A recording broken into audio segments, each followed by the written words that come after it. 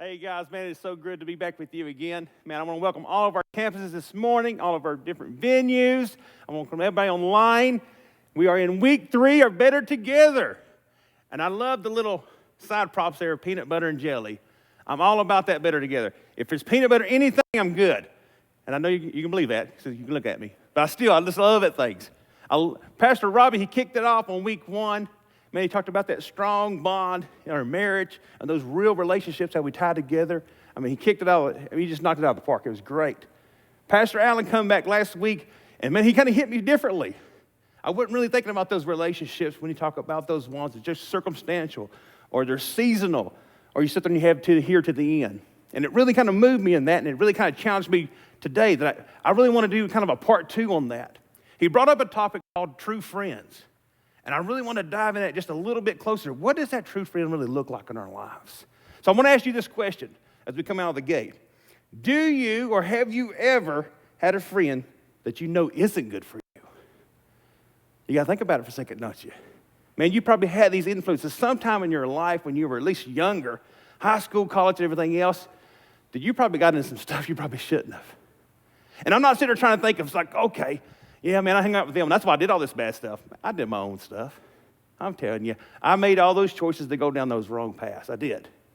But so many times when I went down those wrong paths in life, I was hanging with some wrong folks. There's power and influence in the people we hang around with, isn't it? Those friends can influence so much that they make choices that, gosh, you know what? I probably shouldn't make that. But they're like, oh, come on, man. It's going to be fun. No, it was fun. Consequences sucked, but it was fun. It was fun in the moment, but we struggled in that. So today I really want to talk about that. I want to hone into that, because here's the truth. Those friends influenced me those times in my life. And you're like, well, gosh, you're going to get better at that, aren't you, as you get older? Well, truthfully, my friends influence me still today. The decisions I make and the directions I go in life are heavily influenced by the people I have in my close circle around me. That's tight with me, how they encourage me, how they challenge me in life. So I think that's why it's so important when we talk about friends in life, when we sit there and spend all that, the people you spend so much time with, guys, they are going to influence you. You want to make sure you choose wisely those people you have in your inner circle that's going to bring you. Because, man, they can bring you up or they can bring you down. Because I've had friends do me both. I've had friends sit there and challenge me and say, man, come and do these things. Come and be part of that stuff. And I'll struggle with it, but I want to get involved with it. I want to do it. And if you are younger, if you're in high school and college, let me tell you this, just a little wisdom of life. You should never have to do something wrong to gain a friend or to keep a friend. If so, you got some wrong friends. You should never go down that road. You should never have to go on that. And in flip times in life, I had so many friends come around me, surround me through my struggles, or if I've had to make hard decisions in life, man, I had some good friends there to give me some good godly advice to help me move forward in life. And that's where I really want to seek. I really want to find that. There's so much influence that comes from the people we spend so much time with. That's why true friends make all the difference. Think about it. Think about sit there and the true friends, how they change your projection in life. I sit there and I do some coaching in kids and all, and I watch these little friends beside each other, and how they play, how they do, can be influenced so much by the kids around them. Man, they can be trying to sport and all, and if their friends are not encouraging them, picking them up, they'll do terrible. They'll do even worse because they'll beat themselves up. Or you can have kids beside them, just, man, you can do it. You're challenging, you're excited. And, man, you watch these little kids take off. They do such an amazing job. I sit there and looked at the statistics as I was preparing for this message about college students. It said 1 in 4 never finished their 4-year degree, 25%. And I was like, wow, that's quite a bit. I wonder if friendships doesn't play an influence in that. Think about all the friends that you have in high school and their family and all that stuff surrounding them. And you're sitting there and you're going through school and you graduate high school and you got that whole group around you. It's good. Then all of a sudden you get picked up and you get put into a different place. And now you got to build this whole group around you again. This whole different structure. I'm wondering, man, if they had this same group around them, the same structure, same support around them over here, would that 25% be a lot less? Because of friends, the influence they had them would challenge them differently to be able to complete that task, to be able to finish their 4-year degree. I think so. I think about getting married and kids and a job, all that has so much influence around us that we want to be a part of. Because true friends make all the difference. They really do. They make all that difference in life and how they impact it. In the Bible, there's a man named Solomon. He's the wisest man to ever live. And it's so cool, whenever he was becoming king, he sat there and God asked him, said, I'm going to give you one thing. What do you want? He said, man, could it be wealth? Could it be long life? He said, no, I want wisdom. I want wisdom so I can rule and lead my people the best that I can. Please, God. So God gave him actually all three of them. He gave him everything. But he gave him wisdom. And I want you to see what the wisest man ever said when he talks about friendships. Proverbs 13:20 says, walk with the wise and become wise. Associate with fools and get into trouble. Ooh, I lived up to that one. I've walked with some wise ones, and I've been the fool. And I've got in some trouble because of it. I've done those. I've done both ways. I've had all that. I've lived up to both parts. I think Solomon's trying to tell us, man, who we hang with is so important. I always sit there and I want those great foundations around me, people that it's going to be close to me. Man, I want to know they're grounded. I want to know they are wise. And he goes on just before this verse, and he kind of tells us over here in chapter 1 of Proverbs, what does that wise look like? So where does that foundation start with wisdom in our lives? He says this in 1:7. Fear of the Lord is the foundation of true knowledge, but fools despise wisdom and discipline. Fools despise it. He's telling me, fearing God. So you got to fear God, you got to know God. You got to have an understanding of him. And this is going to be a little tough, and it's probably going to push some of you just a little bit. I'm sitting there interpreting that the psalm is trying to say, man, if you want to have true friends around you in your life and have that guidance in your life, they better be grounded in God. They better be there and have a relationship with him. Because if you're sitting there and asking them for some direction in your life and they're not serious, how can someone give me wisdom, encouragement, and direction in life, trying to push me and direct me in a way to go in God's will for my life, if they don't even know God? It would be foolish to think it, wouldn't it? And that's hard. That can sound a little harsh to you because you're like, man, I got some true friends. They don't know God. I got some real friends today that don't know God, and you're telling me they can't really do that? It's a fool to think that they can. You're putting something on them there's no way they can accomplish. If they don't know not God, if they're not grounded in their faith in that, there's no way it can happen. I want you to have a ton of friends far from God. Man, I want you to have those relationships. I want you out there making an impact and a difference with your life. Connect with all these folks. But when it comes to that true friend, when it comes down here in my circle, where I'm going to sit there and get guidance and direction in my life, I want them grounded in God. I don't want them off of here. I don't need their opinions. I need them to sit there and share with me God's word in my life, calling me out when I need direction. That's a true friend. That's who I want in my inner circle. And that can be a little hard. When I'm going through chaos, struggles, issues, give me God's word. Don't give me your opinion. I need God's word in my life to do that, guys. And he's trying to make it clear as he can. And that's all he's telling us. And it's not exactly sometimes what we want to hear. But he's trying to tell you, they better be grounded. If not, they're going to point you in the wrong direction. And you're going to be a fool. And you're going to get in trouble when you listen to that. So I want to be able to do that. I found it interesting when I was kind of preparing for this, talking about true friends. And I looked at a theory from 2012 from Jim Rohn. And he states that we are average of 5 closest friends. I think that's a stretch. I'm no Jim, but I think that's a stretch. I don't know so much if we're average of our 5 closest friends, but I truly believe we are influenced greatly by our closest friends in life. Have you ever thought about those people that you hang out with? Have you ever sit there and thought about those 5 closest friends that's around you, how they influence you in life, the impact they have in your life? Because when you think about that, some of you can get excited. Man, I got some great friends with me. They're grounded with God, so I'm getting some great wisdom in that. And some of you going, oh, shoot. You know who you hang out with. You know the influence they put in your life. Man, and maybe it's not too good. And that gives you a little pushback today, going, man, who am I spending my time with? Who am I sitting there and connecting with in life to sit there and push me into the right direction? Because they have so much influence on you guys. They truly do. Most of you probably, even the clothes you wore today, is somehow influenced by the people you hang out with, isn't it? We see certain things, we want to be certain things. We connect certain ways. It's the power of influence of that. I want you to take a moment and do this. Write down your 5 closest friends. Write them down. Who are your 5 closest friends that you have? And think of, and as you're sitting there doing that, are those friends really who you want influence you in your life, your direction in life? Are that the ones that you want doing that? Hope so. But if not, you need to question yourself on that. See, even if you're a student or if you're an adult, I don't want you to be afraid today's message is, man, okay, Stevie wants me to get rid of all my friends and get new ones. No, I don't want you to do that. I just want you to think about who you allow to give you influence in life. Who are you allowing to be in that tight circle with you in life? Who are those 2, 3, 4, 5 people that you're saying, hey, these are it in my life that I want to connect with, and I'm going to allow them to speak into my life. That's the ones. True friends make all the difference in life, guys. And you've got to sit there and remember it. And I'm going to harp it to you over and over again today to know that. What happens, though, as we were doing this little exercise, if you can't come up with 5 names? It can happen. In the day that we live in now, it can happen. Man, we sit there and we're in so much chaos. So many people work 1 or 2 jobs. Our kids have got us going every which direction.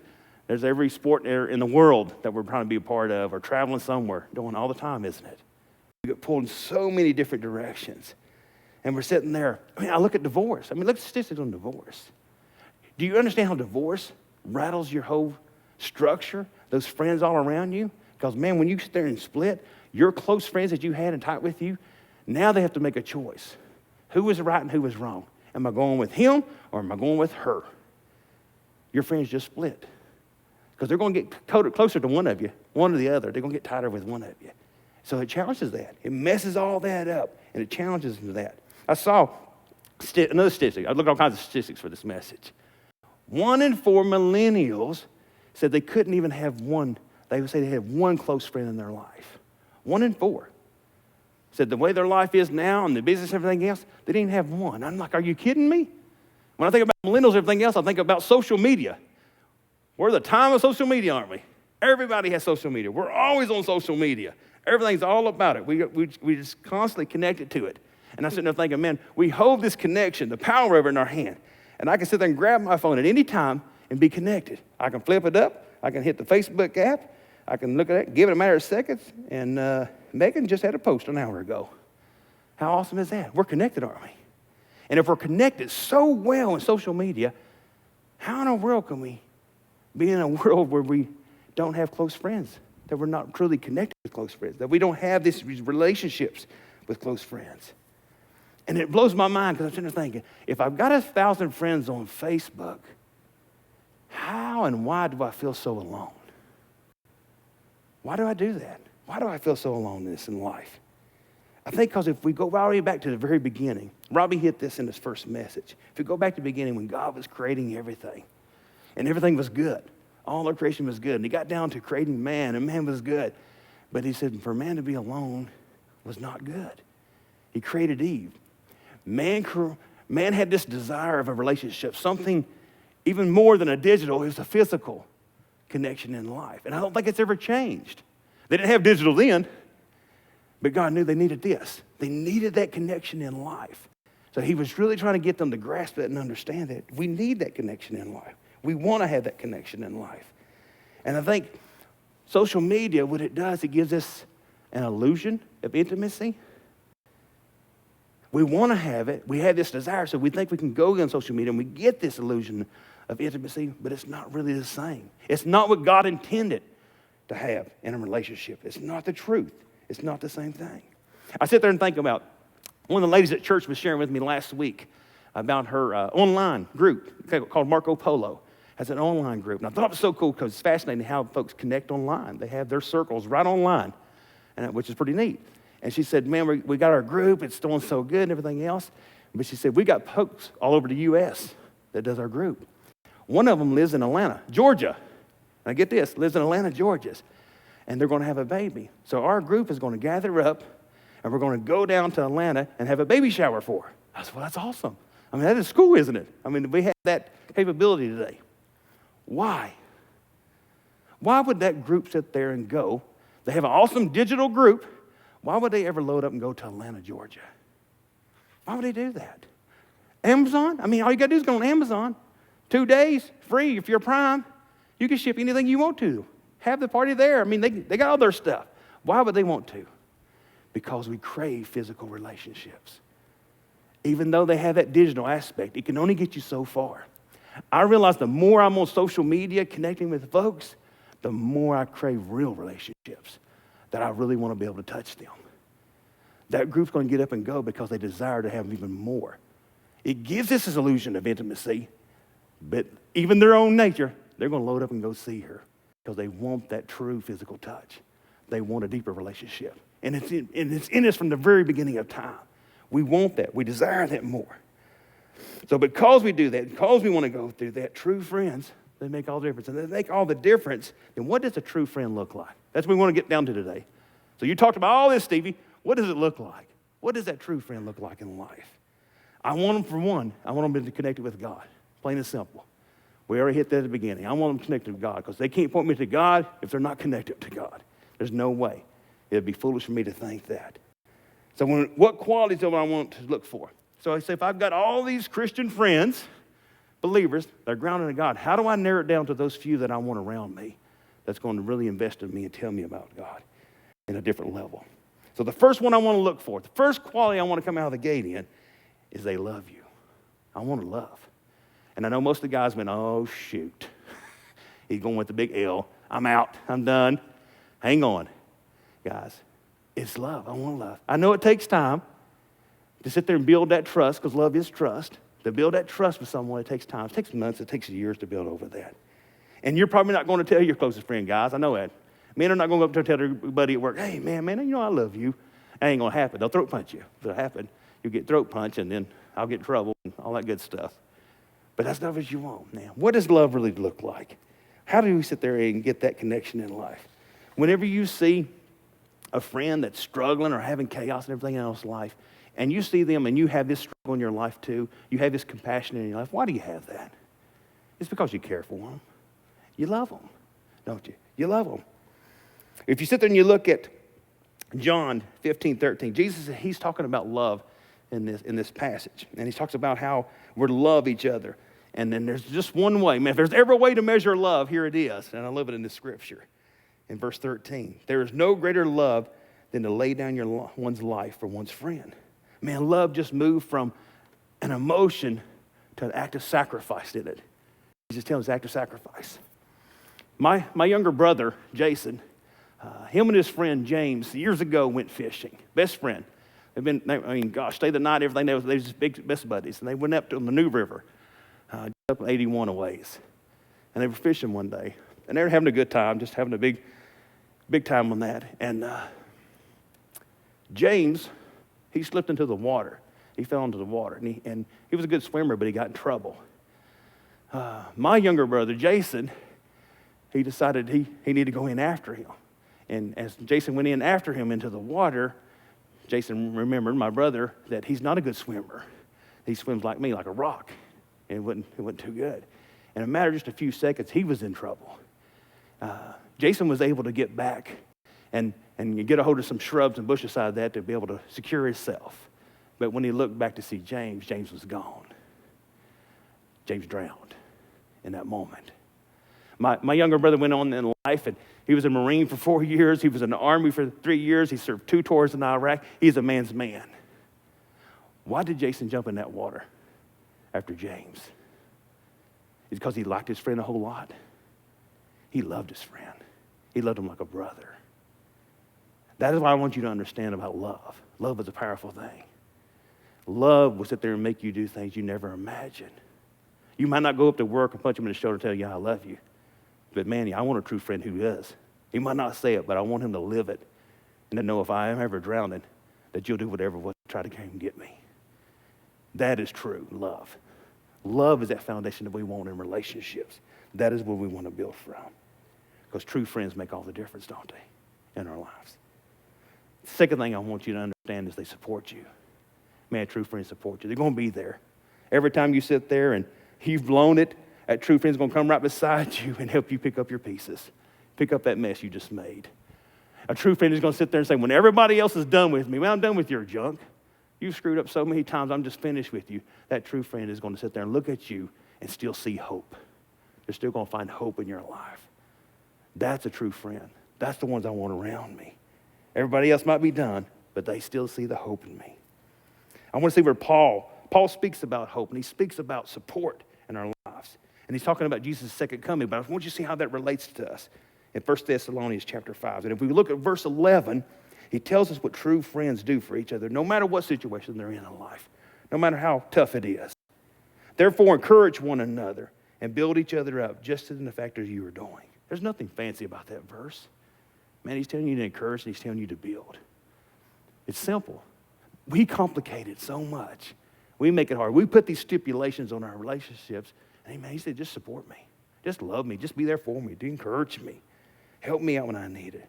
I've noticed over the years I've had some true friends in life. And if you go back to Pastor Allen's message last week, he talked about seasonal friends. And I really like the way he ended there because he talks about, you almost think, well, do I really need seasonal friends? Yes, you need them. They're going to make a real impact in your life.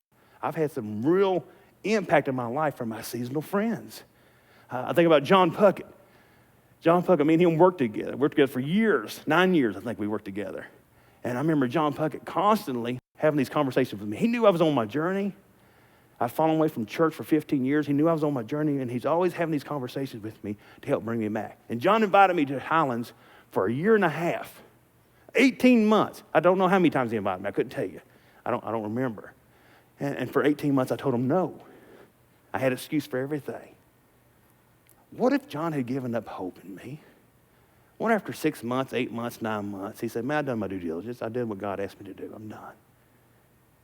But John was a true friend. He never gave hope in me. He still kept on going after me and challenged me to be better, to do something better, to seek something better in my life. He never gave up on me.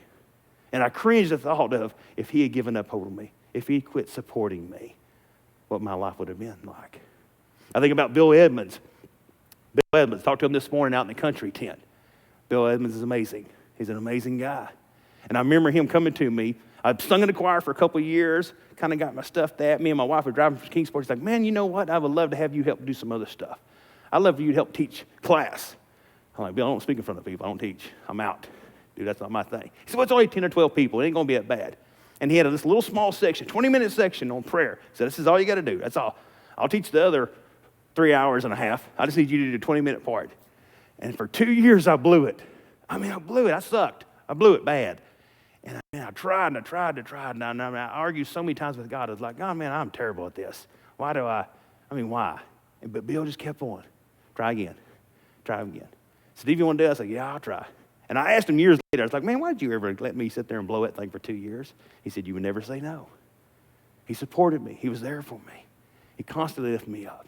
I look at almost circle groups, small groups I've been in over time, and these relationships that I've built. I've been in some for weeks, and I've been in some for years. And I've got tight with so many guys in those things.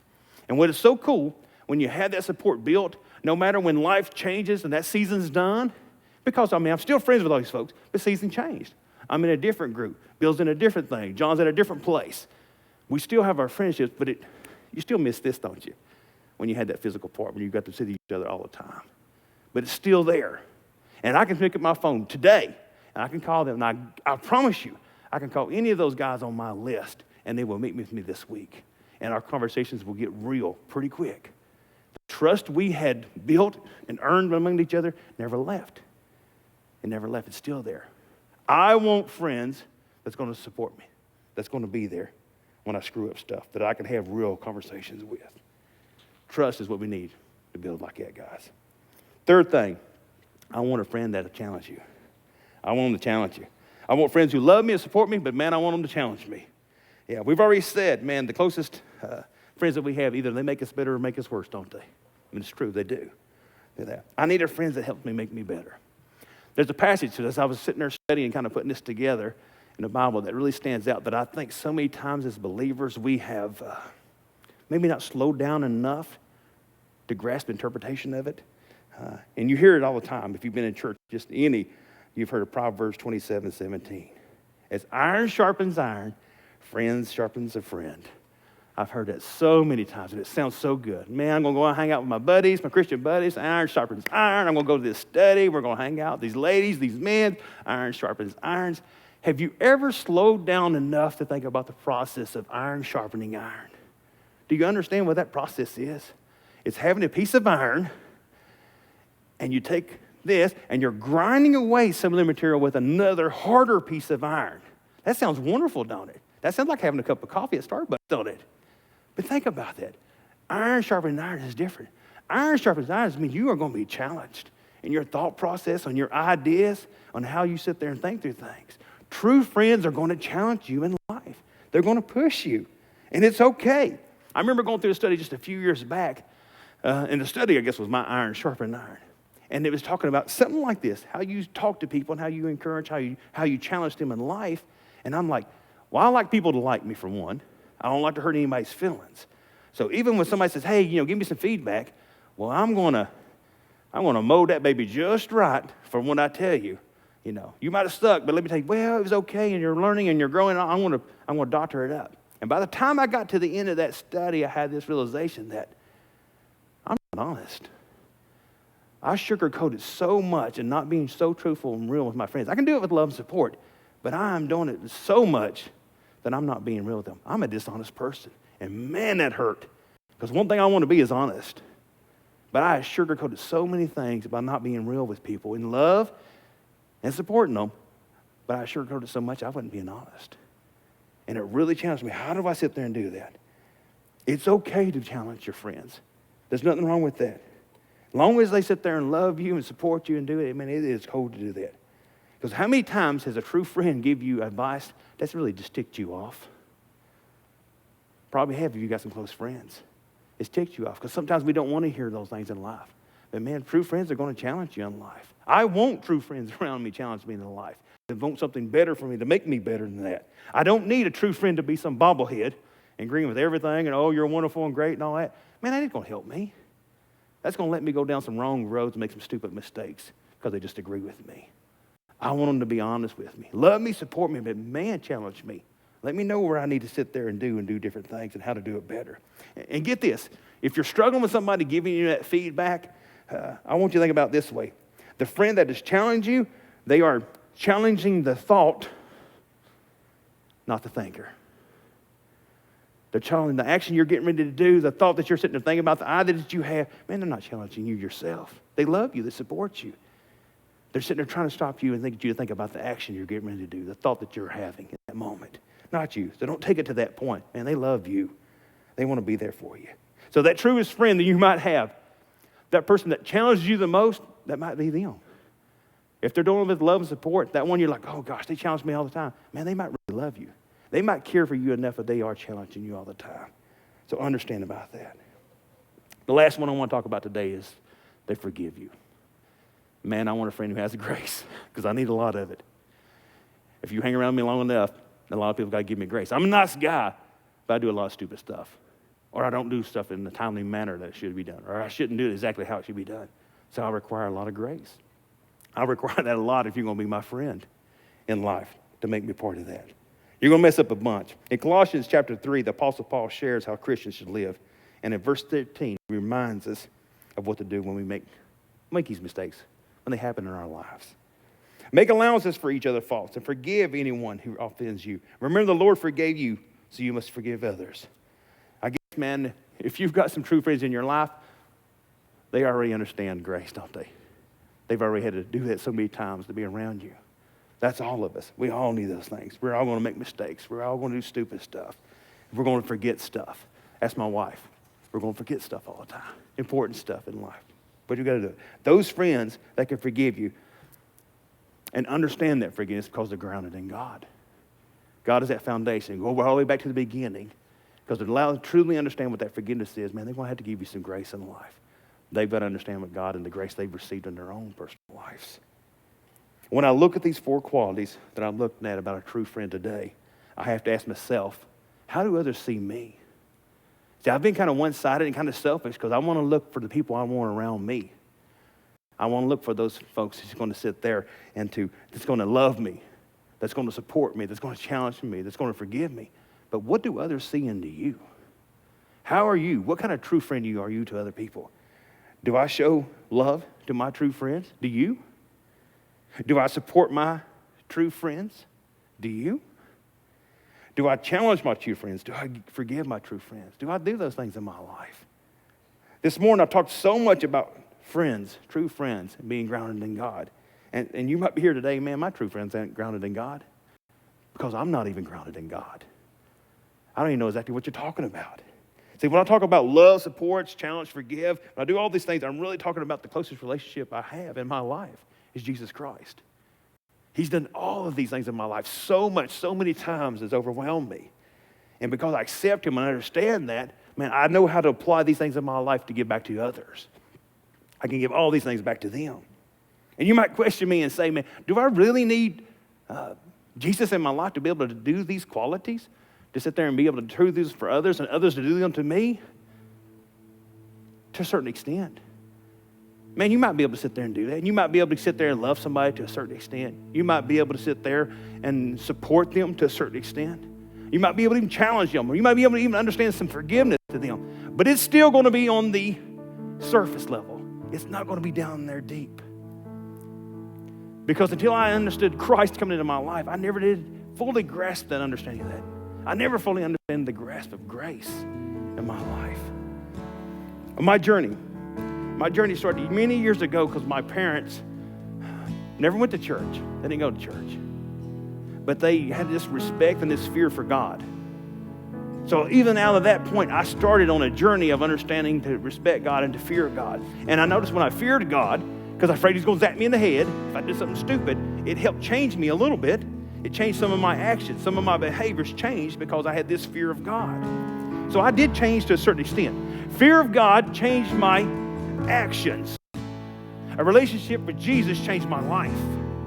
And today I want you to be able to understand that relationship with Christ and be able to change your life in that. I don't want just something on the surface. I don't want you to sit there and go, oh man, I can do this just a little bit and apply these little things in my life to make a difference.